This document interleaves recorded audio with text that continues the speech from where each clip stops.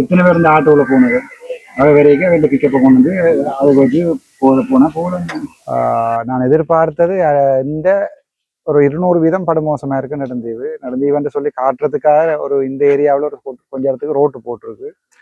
அப்படி பார்க்கல அங்கால எல்லாம் போய்க்கல ரோட் இல்லாமல் உண்டு இருக்கு. முதலாவது அந்த காலத்தில் நெடுந்தீவை வந்து அவங்க குமுதினியில் வெட்டி கொளுத்தி எல்லாத்தையும் கொளுத்தினவங்க. ஆனால் அதை விட படுமோசமானது வேலை வந்து எங்க தாக்கல் செய்யறது நாங்கள் முக்கியமா நான் நினைக்கிறேன் இந்த அளவு கேவலமா ஒரு பிரதேசத்தை இலங்கையில ஒரு இடத்துலயுமே வச்சிருக்கு. இதுல வந்து வீடியோ போடுறதும் அதுல அந்த செம்மறி உண்டு, அந்த பிரின்சிபல் உண்டு. இதில் வந்து இங்க வந்து பார்க்கணும் ஆசைப்பட ஒரு போர்டு இதே சிங்கள ஏரியாவா இருந்து இப்ப கொளுத்தி இருப்பாங்க. எங்கண்ட யாரு டக்ளஸ் தேவானந்தா என்னென்றால் அந்த பிச்சைக்காரன் புண் மாதிரியே நடந்தீவை வச்சிருக்கிறாங்க என்றால் அதை சொரிஞ்சுதான் பிச்சை எடுக்கலாம்.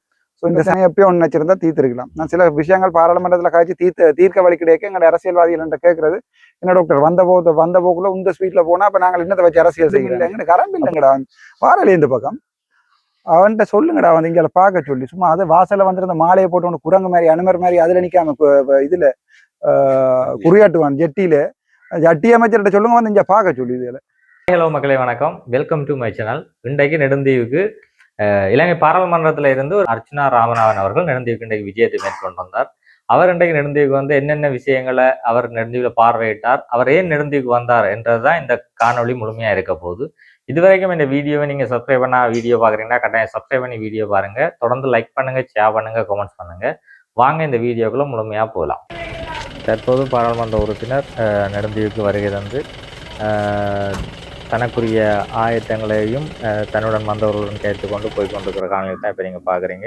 அப்படியே அதில் இருந்த ஒரு சிறிய உணவகத்தில் தங்களுக்கு தேவையான ஜூஸை குடிச்சு போட்டு அவர்கள் ஆட்டோ ஒழுங்கமைக்கப்பட்ட ஆட்டோவில் வலிக்கிறாங்க.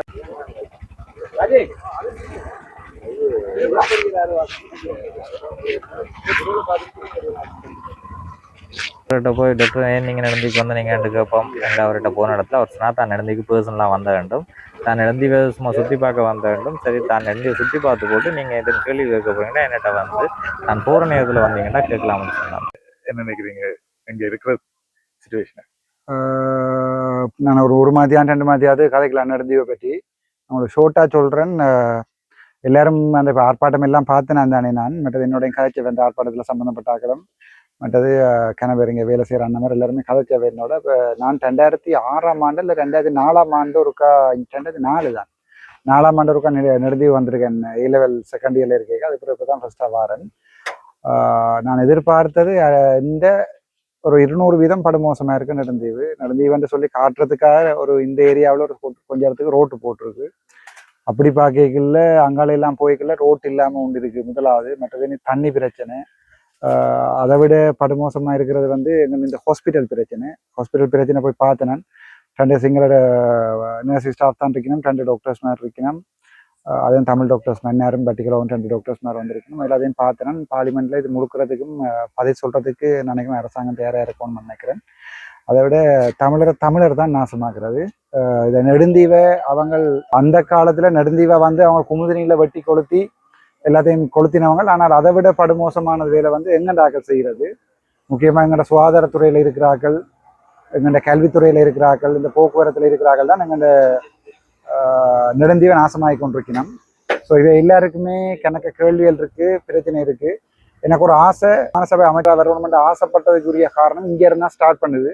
நான் நினைக்கிறேன் இந்த வருஷம் மாநசபை கையில வர மாதிரி இருந்தா நெடுந்தீவில இருந்தா ஸ்டார்ட் பண்ணுவேன்.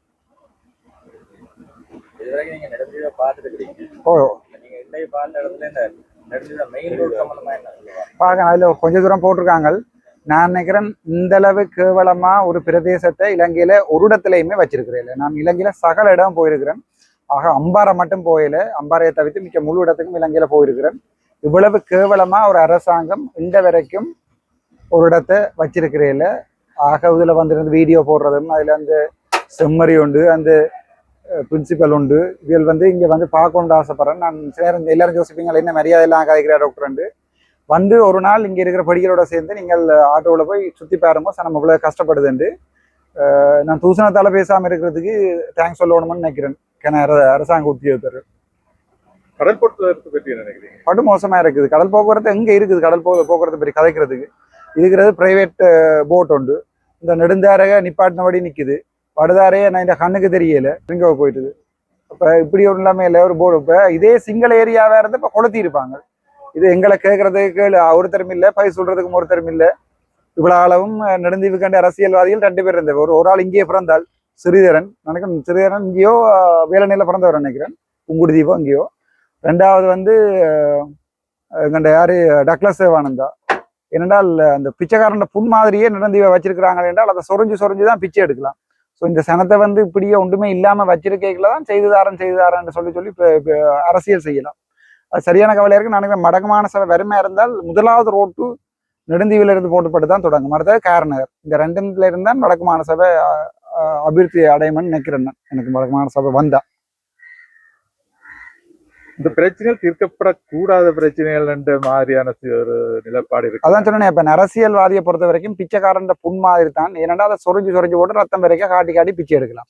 அது மாதிரி இந்த சனத்திட்ட பிரச்சனையை எப்பயும் ஒன்று வச்சிருந்தா தீர்த்திருக்கலாம். நான் சில விஷயங்கள் பாராளுமன்றத்தில் காய்ச்சி தீர்க்க வழி கிடைக்க எங்களுடைய அரசியல்வாதிகள் என்ற கேட்கறது, என்ன டாக்டர் வந்த போக்குள்ள இந்த ஸ்வீட்ல போனா அப்ப நாங்கள் இன்னத்தை வச்சு அரசியல் செய்கிறேன். அப்ப நான் இப்போ கிட்டல வந்து இந்த வெளியாமம் கிழக்கு பிரதேசத்தை விடுவிக்கிறதுக்கு ஆமிக்காரனோட அடிப்படைகளில் ஒரு தமிழ் அரசியல்வாதி இருக்கிறேன். என்ன டாக்டர் வந்த எல்லாத்தையுமே இப்படியே முடிச்சுவிட அப்ப நாங்கள் இன்னத்தை வச்சு அரசியல் செய்கிறேன். அந்த எல்லாத்தையும் தான் எங்கள் ஆக்கள்கிட்ட மண்டவளம் இருக்குது. அது சொல்றேன் மண்டவளம் உண்டு. மண்டவளம் அவ்வளவுதான் இருக்கு. அதை பற்றி நாங்கள் வேற கருத்து தெரிவிக்கிறதுக்கு விருப்பம் இல்லை. நெடுந்தீவோட ஆர்ப்பாட்டம் இப்ப நடந்தது. ஓ, எனக்கு சொன்னவ வேற சொல்லி அன்றைக்கு எனக்கு வழக்கு இருந்தது. இந்த ஆர்ப்பாட்டம் சம்பந்தமா நீங்க என்ன நினைக்கிறீங்க? மக்கள் பிரச்சனை சம்பந்தமா. ஓ, அப்போ என்னடால் சனம் ஆர்ப்பாட்டம் செய்தாடா அத்தியாவசிய தேவை எடுக்கிறது. ஆர்ப்பாட்டம் அவனவன் செய்வானுகள், போராட்டங்கள் செய்வாங்க வேற வேற பிரச்சனைக்கு, உரிமை பிரச்சனைக்கு. இது அத்தியாவசியமா தண்ணியும் இல்லை, கரண்டும் இல்லைங்கடா. கரண்ட் இல்லைங்கடா வாரல இந்த பக்கம். அவன்கிட்ட சொல்லுங்கடா வந்து இங்கே பார்க்க சொல்லி. சும்மா அது வாசல்ல வந்துருந்த மாலையை போட்டு ஒன்று குரங்கு மாதிரி அனுமர் மாதிரி அதுல நிக்காம இதுல குறியாட்டுவான் ஜட்டி அமைச்சர்கிட்ட சொல்லுங்க வந்து இங்க பார்க்க சொல்லி. இதுல நான் ஜட்டி அமைச்சர் இல்லை தானே. இப்போ ஜட்டி அமைச்சர்கிட்ட சொல்லுங்க வந்து நெடுந்தீவுல பார்க்க சொல்லி. இந்த செம்மறியலுக்கு பெண் நான் நினைக்கிறதுக்கு சூடு சுரணை இல்லையேண்டா. பாலிமெண்ட்லையும் போட்டு கிளிகளி என்று கிழிச்சு, வெளியிலையும் போட்டு கிளிகளி என்று கிழிச்சு, சூடு சுரணை என்ற சாமானம் இல்லை. வேற என்ன செய்யறது? இதை போய் சிங்களவன்கிட்ட சொல்லுவோம் சில நான் வந்துடுறேன். இது சிங்களத்துல பாராளுமன்றத்தில் சொன்னாதான் சிங்கள ஜனத்துக்கு விளங்கும். எங்களோட வடக்குல நாங்கள் எப்படி கஷ்டப்படுறோம். இந்த வரைக்கும் ஒரு சிங்கள ஜனத்தோட தான் அடிபாடு. அப்ப நான் சொன்ன எங்க டாக்கள் எவ்வளவு கஷ்டப்படுறாங்க பாருங்க கொண்டு. நீங்கள் போராட்டத்தை தொடங்கினபடியா தானே நாங்கள் உங்களை இப்படி வச்சிருக்கிறோம். அப்படியே குமுதினியில நாங்களாட வெட்டி நாங்கள் குமுதினியில வெட்டி கொலை செஞ்சவங்களுக்கு அவங்க நான் இதுல இனவாதம் கதைக்க விரும்பல. ஆனால் எங்கண்டாக்கள் தான் 90% காரணம். எங்கட நெடுந்தீவு உட்பட வடக்கு மாநிலம் முழுக்க இப்படி கேவலமா இருக்கிறதுக்கு எங்கட அரசியல்வாதிகளும் எங்கட அரசு அதிகாரிகள் இருக்கிற முக்கியமான பெரியானாக. உதாரணத்துக்கு யாழ் மாவட்ட அரசாங்க அதிபர் எத்தனை நேரம் இங்கே வந்திருக்கிறார்? இப்போ எத்தனை முதலெல்லாம் போய் பார்த்துருக்கிறார்? அல்லது வந்து வடக்கு மாநிலத்தின் பிரதம செயலாளர் எத்தனை நேரம் இங்கே வந்திருக்கிறா? ஒட்டி சுட்டானும் அங்கேயும் இங்கேயும் அந்த போய் காணியில வடிவா பாக்குறீங்க. எங்களுக்கு அந்த கணக்கு கதையில எல்லாம் வந்திருக்கு. நாங்கள் பார்ப்போம். போனேன். ஹாஸ்பிட்டல்ல இருக்கிற நிறைய பிரச்சனைகள் சம்பந்தமா தான் மக்கள் போராட்டம். ஹாஸ்பிட்டலே இல்லையடா. எங்க ஹாஸ்பிட்டல் இருக்கு? ஹாஸ்பிட்டல்ன்றா முதல்ல ஓபிடி இருக்கணும். ஓபிடியிலே கொடுக்குற மருந்தை எடுத்து வெளியால கொடுக்கறதுக்கு ஆள் இருக்கணும். சொல்ற டிஸ்பென்சர் உங்க ஓபிடியில மருந்து கொடுக்கறதுக்கு ஆள் இருக்கா? இல்ல. பிள்ளை பெறண்டா பிள்ளை பெற டாக்டர் எல்லாம் இங்க கேட்கல. கன்சல்டன் கைனகாலஜிஸ்ட் இங்க கேட்கல. பிள்ளை பெற மிட்வைஃப் ஒன்று வேணுமாடா? இல்லையா? பிள்ளை பெறதுக்கு இங்க இருக்கா? பிள்ளை பெற மிட்வைஃப் இல்ல. சரி, அது மிட்வைஃப் தான் உங்களுக்கு தெரியல. அது இருக்கிற நர்ஸ் மாதிரில 2 பேராது மிட்வைஃபர் ட்ரைனிங் போயிட்டு வந்து நர்ஸ் மாதிரியா கொண்டு வச்சிருக்கீங்க. பாவட்டான சிங்கள பட்டியல கொண்டு வச்சிருக்கீங்க. ஒருத்தர் கல்யாண வீட்டுக்கு போறதுக்கு போய் கேட்க அங்க ஒருத்தர் அடிச்சு தத்தி விட்டுருக்காரு. கல்யாண வீட்டுக்கு நான் விட மாட்டேன், தான் போய் கட்ட போற மாதிரி. இப்படி எப்ப இதுல கதைக்கிறது கன விஷயம் இல்லை. அவளுக்கு என்ன 15 நாள்ல கல்யாணம் விட அவள் கல்யாண வீட்டுக்கு போறதுக்கு கேட்டிருக்கா. இவர் சொல்லிக்க நீ போயிடலாம். அப்ப இவர் தான் நான் போய் கட்ட போறாரு. எனக்கு இது விளங்கியல். ஏனென்றால் இது கதைக்கிறது பாராளுமன்றத்தில் கேட்கறது இருக்கு. இந்த அபிவிருத்தி என்றது எல்லாம் போய் சும்மா முழு போய். நான் உங்களோட ஏரியாவிலேயே 2 பேரை பிடிச்சிட்டு இன்றைக்கு அடுத்த மாநசபையில போடுறதுக்கு. ஏன்னா நான் யாழ்ப்பாணத்துல இருந்து நல்லூர் அடியில இருந்து நெடுந்தீவை வந்து ஒரு திறமையை அபிவிருத்தி செய்ய போறதில்ல. நெடுந்தீவுல பிறந்து வளர்ந்த 2 பேரும் பிடிச்சு வச்சிருக்கேன். அடுத்த முறை மாநசபை போடுறதுக்கு அது உங்களுக்கு ஓட் போடாத உங்களோட விருப்பம். ஆனா நெடுந்தீவுல வளர்ந்த 2 பேர் தான் அந்த முறை போடுவேன் மாநசபையில. அவங்க வந்து தங்கண்டு அவையவே சொந்த உருவு தானே செய்ய ஆசை இருக்கும். ஸோ 2 பேரும் நான் பிடிச்சிட்டேன். அதுக்கு தான் வந்து நான் இனி மீண்டும் பாரதா இருந்தா குறைஞ்சது அடுத்த டிசிசி மீட்டிங்ல கோல் பண்றேன். சொல்றேன் இல்லையடா டிசிசி மீட்டிங் நடக்குது. என்ன வந்த அதை கேட்பேன் இதை கேட்பேன் தெரியும். அதால இவங்க சொல்றதே இல்லை.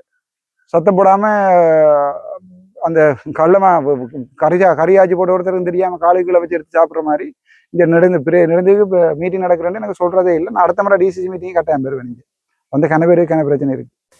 எங்கேயும் கேள்வி கேட்க போறோம், இங்கே ஒரு கேள்வி கேட்க போறோம்னு ஒரு கத்துறது வெளியே போடா மனசுக்கு எத்தனை வயசுன்ற அங்க எங்க வந்த காசு எங்கடான்னு கேட்டா ஒரு நலும்பி கத்துறே வெளியே போடா.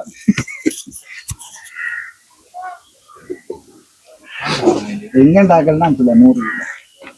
எங்கண்டாக்கள் ஒரு டாக்டரா வந்தா சரி ஒரு 10 வருஷம் கிடையாது இல்லை, 3 மாதம் ஒரு ஆள் வந்து டெல்ட்ல வேலையை வந்து டாக்டர் மாதிரி பேரும் வந்து வேலை செய்ய 3 மாதம் கட்டாயம். நான் வடக்குமான சபை வந்தா கட்டாயமா கொண்டு வருவேன், வந்து 6 மாதம் வேலை வேணும், இல்லை விட்டு போங்க அவள் தான் கட்டாயம் கொண்டு வருவேன். அதுல எந்த டெல்ட்ல 6 மாதம் வேலை சகல எல்லாத்துக்குமே அடிப்படையான ஒரு போக்குவரத்து தானே. போக்குவரத்துன்றது அடிப்படையா சரியாக நம்ம டீச்சர்ஸ் படிக்கணும். இப்ப ஒழுங்கான போட் இருக்குமெண்டா டீச்சர்ஸ் மேல அங்கிருந்து கடமை 6 மணிக்கு போட் எடுத்து இங்க நிக்கமெண்டா போட் சனம் பின்னர் 3 மணிக்கு போட் எடுத்து 3:45 நிக்கமெண்டா போட்டு பஸ்ல போறதுக்கு சமந்தா போட் பஸ் அதிகம் இல்லை. இங்க இருக்க டாக்டர் மாதிரி சாப்பிட்றதுக்கு அதுக்கு இதுக்கு வந்து இல்லை. இங்க இருக்கிற ஒரு பிரேச வேலைகளுக்கு ஏதாவது கொஞ்சம் காசை கூட்டி கொடுக்கணும். யாழ்ப்பாணத்துல பெரிய இருக்கிற வேலைகளை இந்தியில வேலையிடம் உண்டா கொண்டு இல்லை. அப்ப வேலைகிறவனுக்கு 5000 10,000 போட்டு கொடுக்கணும். அப்படி யோசிக்கிறீங்க. யாராவது தங்களோட பிரச்சனைப்பட்டவனே அடிச்சு டிரான்ஸ்பர் அடிச்சுடுவோம்.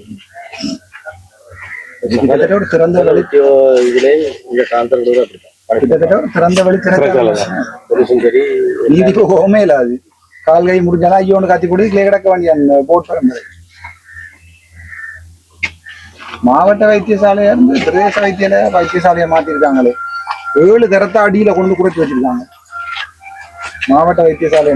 அதான் பிரச்சனை என்னடா அவங்களுக்கு இல்ல. நான் இந்த முறை வந்த முக்கியமான காரணம் வந்து இந்த நெடுந்தீவுல இந்த உண்மையாவே இந்த நெடுந்தீவுல இது ஆசை உள்ளவன் 2 பேரை பிடிப்போம் தான் வந்தது. ஏனண்டா இங்க இருக்கிற படிகள் 2 பேரை பிடிச்சு கொண்டு போய் நீ அரசியலை செய்யண்டாதான் அவன் தெண்ட சனத்துக்கு ஏதாவது செய்யணும்னு யோசிப்பான். நல்லூர்ல பிறந்த ஒருத்தன் வந்து இங்க நெடுந்தீவுக்கு செய்யணும்னு செய்ய மாட்டான். அதான் பிரச்சனை. எங்களுக்கு எங்கண்ட மண்ணிலேயே சனத்திலேயே விருப்பம் இல்லை. எங்கண்ட சனத்தையே நாங்க கலர்ன்றது